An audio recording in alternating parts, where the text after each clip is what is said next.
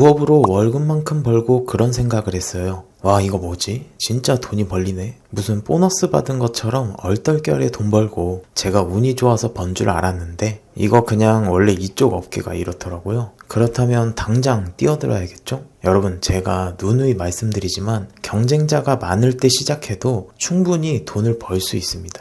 그냥 일단 시작하고 보세요. 오늘 소개해드릴 무일푼 사업은 바로 블로그 마케팅 대행 사업입니다. 블로그 애드센스 수익, 협찬, 광고 등등 블로그가 부업의 대명사로 자리 잡은 시점에서 이런 방법을 모르시는 분들은 아마 없으실 거예요. 그렇지만 모르셔도 블로그 부업을 안 해보셨어도 상관이 없습니다. 어차피 주 목적은 블로그를 마케팅 도구로 써서 매출을 올려드리는 거고 이걸로 돈을 벌 거거든요. 순서는 고객 정하기, 고객의 키워드 정하기, 고객의 설득 방법 정하기, 딱 이 세 가지만 기억하시면 됩니다. 일단 그냥 무일푼 기준으로 설명드리고 어떻게 하는지 주의사항, 그리고 얼마를 받아야 하는지, 왜 하필 블로그 마케팅 대행 사업인지 그 이유에 대해서도 설명드릴게요. 우선 블로그 마케팅 대행 사업이 뭔지 간단하게 말씀드리자면 소상공인분들, 자영업 하시는 분들 혹은 프리랜서 분들이 매출을 올리고 싶다, 고객 문의를 늘리고 싶다 하실 때 그분들의 블로그를 저희가 대신 운영해 드리고 그 대가로 돈을 받는 사업인데요. 왜 하필 블로그 대행 사업이냐 하신다면 일단 첫 번째는 돈이 안 듭니다. 그냥 노트북 하나만 있어도 되고 그마저도 없다고 하시면 이런 스마트폰으로도 충분히 블로그 글은 대신 써드릴 수 있어요. 그리고 두 번째는 돈이 꾸준히 들어옵니다. 제가 써드린 글로 고객한테 반응이 오면 그 다음 달에도 그 다다음 달에도 계속해서 맡겨주시기 때문에 고객 한 분만 잡아도 돈이 매달 들어오는 사업이에요. 마지막 세 번째는 고객이 알아서 꼬입니다. 이 영상을 보시는 분들 중에 마케터 분들이 계시다면 아마 이 말에 공감하실 텐데 주위 분들 그 누구를 만나든 마케팅 하는 사람이라고 소개를 하면 이건 뭐 어떻게 매출 올리는 거냐, 이럴 땐 어떻게 마케팅 해야 되느냐처럼 마케팅에 대한 질문을 꼭 한 번쯤은 받게 돼요. 아무래도 마케팅이 돈이랑 직접적인 관계가 있다 보니 그런 것 같은데요. 이런 질문을 하시는 분들이 자연스럽게 제 고객이 되는 경우가 많아요. 그래서 사실 마케터들은 첫 고객은 의외로 쉽게 만들 수 있어요. 그래서 저는 크게 이 세 가지 때문에 어차피 부업이나 무자본 창업을 하실 분들은 이 블로그 마케팅 대행 사업만큼 좋은 게 없다고 봐요. 그래서 이렇게 추천드리고요. 그럼 뭐 어떻게 시작해야 되냐? 좀 전에 말씀드린 것처럼 순서는 첫 번째 고객 정하기, 두 번째 고객의 키워드 정하기, 세 번째 고객의 설득 방법 정하기, 딱 이 세 가지만 기억하시면 된다고 했잖아요. 자, 그럼 첫 번째 고객 정하기부터 볼게요. 그냥 말 그대로 내 고객을 누구로 할 건지 정하시면 됩니다. 여기서 주의하셔야 할 건 내가 잘 아는 분야에서 고객을 정하셔야지 생판 모르는 업종을 고르시면 안 된다는 거예요. 간혹 이런 일이 있는데요. 사람이라면 누구나 판매 단가가 큰 사업을 하고 싶잖아요. 그래서 10만원짜리보다는 100만원짜리를 팔고 싶고 100만원짜리보다는 1000만원짜리를 팔고 싶은 게 사람 마음이잖아요. 그래서 처음부터 내가 잘 알지도 못하는데 바로 그냥 변호사, 의사 이런 전문직 분들한테 접근해가지고 마케팅을 해드리겠다고 하시는 분들이 계시는데요. 진짜 큰일 나요. 변호사분들은 법률 광고 심의 규정에 걸려서 조금만 잘못해도 허위과장 광고로 문제가 생기고요. 의사분들은 의료 광고법이 워낙 까다로워서 자칫하면 위반으로 과태료나 행정처분까지 받으실 수 있어요. 이 분야에 종사하고 계시는 분들이라면 모르겠지만 아니신 분들은 배보다 배꼽이 더 커지게 될 테니까 꼭 주의해 주시길 바라겠습니다. 제가 진짜 가서 뜯어 말릴 겁니다, 그러면. 자, 그러니까 내가 잘 아는 분야에서 정하셔야 돼요. 저로 예를 들어드리면 저번 영상에서 제가 거래처 대표님들 중에 디자인 에이전시 대표님께 마케팅을 해드린다고 말씀드렸잖아요. 근데 저는 지금 디자인 회사만 마케팅을 하고 있어요. 제가 회사 다닐 때 주로 디자인을 맡기는 일을 했었거든요. 그때 제가 아무래도 잡무를 많이 하는 직책이었어가지고 상사분들이 포스터나 인스타그램 게시물 같은 거 기획해서 주시면 제가 이제 받아서 디자인 외주를 맡기는 그런 일을 주로 했단 말이죠. 그래서 제가 다른 건 몰라도 디자인 외주를 주고 이렇게 피드백 받고 결과물 받는 그런 모든 과정을 직접 경험하다 보니까 그것만큼은 회사에서 가장 잘 알게 된 사람이 된 거예요. 그래서 디자인 외주를 맡길 때 어떤 점이 좋은지, 또 어떤 점이 불편한지 그런 걸 다 알게 되다 보니까 나중에 디자인회사 블로그를 대신 운영해 드릴 때 쓸 말이 진짜 많더라고요. 디자인 맡겼는데 저작권 침해 걸리면 어떡하지?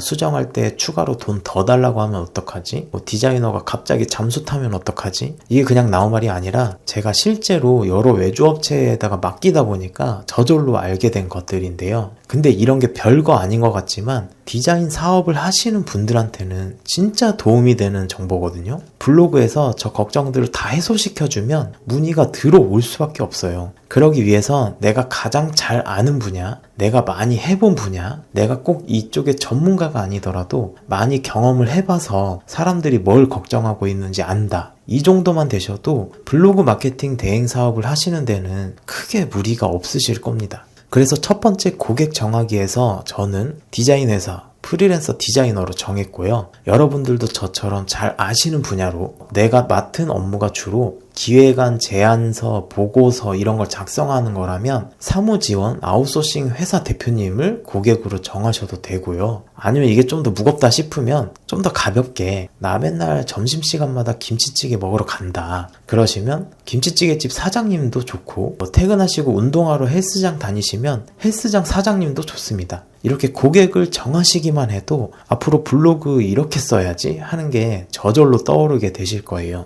두 번째는 고객의 키워드 정하기입니다. 정확히 말하자면 내 고객에게 문의가 들어오게 하려면 어떤 키워드를 공략해야 내 고객의 매출을 올려줄 수 있을까를 파악하는 건데요. 사실 이 블로그 마케팅 대행 사업은 포스팅 개수가 중요한 게 아닙니다. 우리가 아무리 글을 많이 써드려도 정작 저희가 써드린 블로그로 문의가 안 들어오면 아무 의미가 없는 거예요. 그리고 또 많은 분들이 처음 시작하실 때 검색량이 많은 키워드는 좋은 키워드다. 이렇게 착각을 하시는데요. 절대 그렇지 않습니다. 예를 들어 헬스장 사장님 블로그를 운영해 드리는데 월 검색량이 5만이나 되는 헬스 같은 키워드를 잡으면 조회수나 방문자 수는 늘 수가 있어요. 근데 그게 진짜 문의로 이어지진 않습니다. 왜냐하면 헬스라고 검색하는 사람은 단순히 운동법을 찾거나 다이어트 정보를 얻으려는 경우가 많지 바로 헬스장에 등록하려는 고객은 아니거든요. 반대로 검색량은 적지만 월 검색량 40밖에 안 되는 홍대 헬스장 추천, 검색량 60인 홍대 여성 전용 헬스장 이런 키워드는 검색량은 훨씬 적지만요. 검색하는 사람 자체가 이미 지갑을 열 준비가 된 고객이거든요. 왜냐하면 이런 키워드는 사람들이 헬스가 뭐지? 헬스장이 뭐 하는 데지? 이런 단순하게 정보를 알아보려고 검색하는 게 아니라 구체적인 장소랑 조건 그리고 가격까지 고민 중인 사람들이 검색하는 당장 구매하려고 검색하는 단어이기 때문입니다. 한마디로 지금 당장 헬스장을 등록할 곳을 찾고 있는 고객이라는 뜻이에요. 다행히도 이런 키워드들은 블로그 레벨이 낮아도 상대적으로 쉽게 상위 노출을 시킬 수 있고요. 사람들이 진짜 구매하려고 검색하는 단어이다 보니 우리 고객한테 문의가 올 확률도 높아요. 그렇게 되면 저희가 써드린 블로그로 효과를 보시게 되면서 매달 계속해서 저희한테 맡기시게 되는 그런 저희한테 안정적인 수익 구조를 만들 수가 있게 됩니다. 여기서 상위 노출을 좀 걱정하시는 분들이 많으실 텐데요. 자세한 건 블덱스라고 블로그 레벨이랑 블로그 순위를 확인할 수 있는 사이트가 있어요. 거기에서 내 블로그 레벨에 맞는 키워드를 찾으실 수가 있는데 이거는 또 너무 길어질 수가 있어서 다음에 좀 더 자세하게 다루도록 하고요. 오늘은 좀 크게만 좀 다뤄볼게요. 그러니까 저희가 노출시켜 드려야 할 키워드들은 검색량이 그렇게 큰 단어들이 아니잖아요. 이 정도의 검색량을 가진 키워드에서 상위 노출시킬 수 있는 방법은 챗GPT에만 물어보셔도 쉽게 아실 수 있어요. 그냥 이런 거예요. 챗GPT에다가 네이버 블로그로 홍대 헬스장 추천이라는 키워드를 상위 노출시키고 싶어. 어떻게 하는 거야? 그러면 GPT가 이렇게 상위 노출 방법을 쫙 알려주거든요. 키워드를 제목 맨 앞에 배치해라. 첫 문단 3줄 이내에 키워드를 포함해서 자연스럽게 언급해라. 글자 수는 1500자에서 2500자 이상을 써라. 키워드는 과다 사용하지 말고 자연스럽게 2에서 3% 비율만 사용해라. 이거는 그냥 홍대 헬스장 추천이라는 키워드를 본문에 5번, 6번 정도 반복해라 그런 뜻이거든요.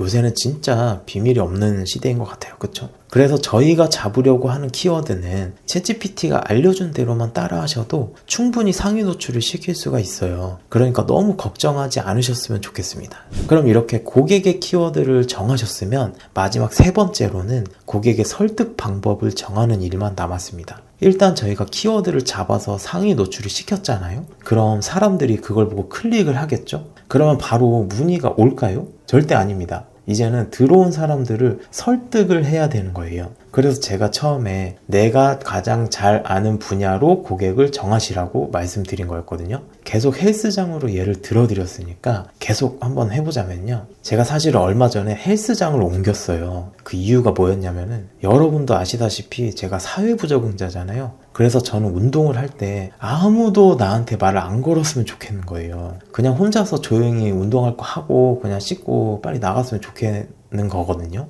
근데 전에 다니던 헬스장에는 트레이너분들이 아무래도 1대1 PT를 따내셔야 그만큼 또 돈을 더 버실 수 있다 보니까 저한테 영업을 계속 하셨어요. 근데 그게 저는 너무 부담이 되고 힘든 거예요. 그래서 이제 헬스장을 옮기기로 마음먹고 네이버에 폭풍 검색을 했어요. 그러다가 어떤 블로그를 봤는데 PT 강요가 전혀 없고 딱 이렇게 쓰여 있는 거예요. 이게 뭐라고 사실 별다른 말도 없었거든요. 딱 이 짧은 문구 PT 강요가 전혀 없고 이거에 혹해서 저는 지금의 헬스장으로 옮기게 되었고요. 행복하게 운동을 조용히 하고 있는 중입니다. 여기서 제가 말씀드리고 싶은 건 이건 헬스장을 다녀보지 않은 사람들은 절대 모르는 저만의 고충이잖아요. 근데 정작 고객의 매출이 오르려면 저희가 이런 사소한 고충들을 최대한 많이 알아야 된다는 거예요. 그래야 사람들을 설득시킬 수 있는 확률이 올라가기 때문입니다. 그래서 고객의 설득 방법을 정하실 때 내가 잘 아는 분야에서 겪었던 고충, 뭐가 힘들었었는지, 뭐가 아쉬웠었는지 최대한 많이 나열해 보는 거예요. 저는 저번 헬스장을 다니면서 아쉬웠던 게 좀 전에 말씀드린 트레이너 쌤이 PT 영업하는 거랑 평일에는 밤 12시까지 하는데 주말에는 8시까지밖에 안 하는 거. 헬스 기구들 관리 좀 잘 안 해서 막 녹슨 거. 수건 오래돼가지고 막 다 해졌는데 새 수건으로 안 바꾸고 계속 재탕해서 쓰는 거. 이런 식으로 자기가 직접 겪어봐서 아는 것들만 한번 쭉 나열해보세요.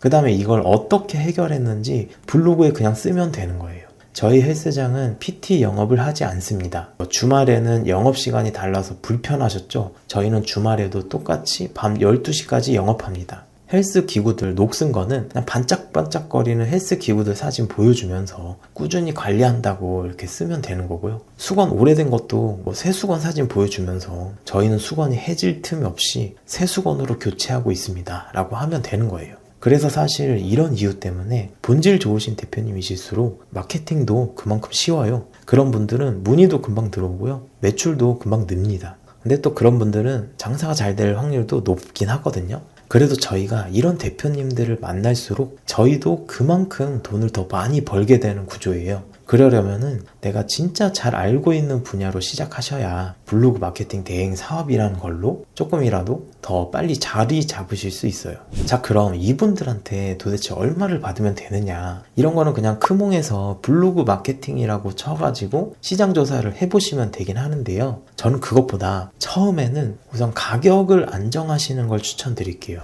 처음에는 가격을 정하지 마시고 대신에 이렇게 한번 해보세요. 그 대표님한테 이렇게 제안하는 거죠. 제가 써드린 블로그로 문의가 들어와서 구매나 계약이 되시면 그 수익의 몇 프로를 저한테 떼주세요. 이런 식으로 처음에는 퍼센티지 계약을 하시는 게 좋습니다. 왜냐하면은 이게 시작할 때 아무래도 부담이 크거든요. 우리가 블로그를 대신 써드리면서도 이거 문의가 안 들어오면 어떡하지? 이거 효과 하나도 없으면 어떡하지? 하는 걱정이 저절로 생기고요. 또 돈을 받고 시작하다 보면 어쩔 수 없이 대표님들한테 억압받는 일도 생겨요. 뭐 돈 줬는데 글 언제 쓰냐, 글 올라왔는데 왜 문의가 안 오냐, 이런 식으로 계속 간섭을 받게 되거든요. 실제로 돈 받고 써드렸는데 효과가 없으면 당장 환불해달라고 하시는 분들도 엄청 많습니다. 이런 게 은근히 스트레스 받거든요. 그래서 대신에 처음에는 돈을 안 받고 퍼센티지로 계약을 하게 되면 그 대표님이 저를 속여서 내 덕분에 매출이 올랐는데 아니라고 잡아 떼시면 돈을 못 받을 수 있는 그런 신뢰 기반의 수익 구조가 되는 거긴 한데, 그래도 중압감이나 간섭으로 인한 스트레스 이런 거는 사실 좀 적게 받거든요. 그래서 저도 사실 처음에는 15%인가 20%인가로 퍼센티지 계약을 했었거든요. 지금은 이제 금액을 정하기도 하고 퍼센티지도 이제 올려받고 있긴 하지만 처음에 시작할 때는 저도 그랬어요. 15% 20%도 뭐 부담스러우시면은 그냥 5% 10% 시작하셔도 좋습니다. 우선 일단 도전해보시는 게 제일 중요한 거니까요. 어쨌든 우리가 연습을 해봐야 되기 때문에 이런 퍼센티지로 계약을 하신다면 부담 없이 시작해 보실 수 있어요. 그래서 처음에는 이렇게 한번 시작해 보시는 걸 추천드릴게요. 여러분, 오늘 제가 말씀드린 블로그 마케팅 대행 사업을 다시 한번 정리해 보면요, 사실 복잡하지 않아요. 첫 번째로 내가 잘 아는 분야의 고객을 정하고, 그 다음에 그 고객이 당장 검색할 만한 키워드를 찾고 그들의 마음을 움직일 수 있는 설득 포인트를 글에 녹여낸다면 그걸로 충분합니다. 많은 분들이 이미 경쟁자가 많아서 안 되지 않을까 이런 걱정을 하세요. 그런데 제가 직접 경험해 본 결과 이 마케팅 대행 사업이라는 시장은 수요가 정말 너무나도 많아서 경쟁자가 많아도 충분히 수익을 낼 수 있습니다. 가장 큰 이유는 대부분의 경쟁자들이 단순히 글만 쓰고 끝내버리기 때문이에요. 하지만 우리는 고객이 실제로 원하는 키워드, 실제로 겪고 있는 고충을 건드려서 글을 쓰기 때문에 늦게 시작하더라도 차별화가 됩니다. 제가 저번 영상에서 말씀드렸잖아요. 저도 처음에는 그냥 부업 개념으로 시작했거든요. 저도 그때는 설마 이게 되겠어? 하고 반신반의 했었는데 결과는 제 월급을 훌쩍 뛰어넘는 본업이 되어버렸고요. 심지어 저번 달에는 제 월급의 3배를 벌었습니다. 여러분, 중요한 건요, 처음부터 완벽하려고 하지 않으셔도 된다는 거예요. 저 역시도 처음엔 시행착오가 많았고요. 글을 잘못 써가지고 효과가 없었던 적도 있고요. 환불을 해드린 적도 있고요. 고객과 가격 협의를 어설프게 해서 손해를 본 적도 있어요. 그런데 이런 과정이 있었으니까 지금의 안정적인 수익 구조를 만들 수가 있었던 거거든요. 그러니까 여러분도 지금은 고민하고 분석할 시간이 아니라 일단은 그냥 시작할 때라는 거예요. 사실 하실 수 있는 거잖아요. 그냥 지금 당장 블로그 하나 개설하시고 내가 잘 아는 분야에서 고객이 겪는 문제를 그냥 글로 한번 적어보세요. 그게 바로 여러분의 첫 번째 영업이자 첫 번째 수익으로 이어질 겁니다. 그리고 기억하세요. 돈은 글을 많이 쓰는 사람이 아니라 고객의 문제를 제대로 건드리는 사람이 번다는 것, 그리고 검색량이 아니라 실제로 구매하려고 하는 사람이 검색하는 키워드를 잡아야 한다는 것, 또 고객이 스스로 찾아오게 만드는 글을 쓰는 게 진짜 마케팅이라는 거. 마지막으로 한 말씀 드리자면요, 이 사업은 단순히 돈만 버는 사업이 아니에요. 여러분이 하시려고 하는 이 부업, 사업은 누군가의 매출을 올려주고 누군가의 사업을 성장시켜주는 뜻깊은 일입니다. 그래서 오래 하실수록 더 보람있고 더 큰 기회로 이어질 거예요. 그러니 여러분, 지금 당장 블로그 하나를 열고요, 첫 글을 한번 써보세요. 그게 여러분의 부업을 넘어 인생을 바꿀 수 있는 첫걸음이 될 겁니다. 지금 시작하지 않으시면 내년에도 똑같은 자리에 계실 겁니다. 하지만 오늘 시작하신다면 내년엔 완전히 달라진 삶을 살고 계실 거예요. 그러니까 꼭 한번 도전해 보셨으면 좋겠습니다. 오늘 영상은 여기까지고요. 앞으로도 사회 부적응자가 회사 밖에서도 어떻게든 살아내는 모습이 궁금하시다면 구독과 좋아요 부탁드립니다. 아직은 제 채널이 너무 작아서 그냥 지나치시면 나중에 찾고 싶으셔도 찾으실 수가 없어요.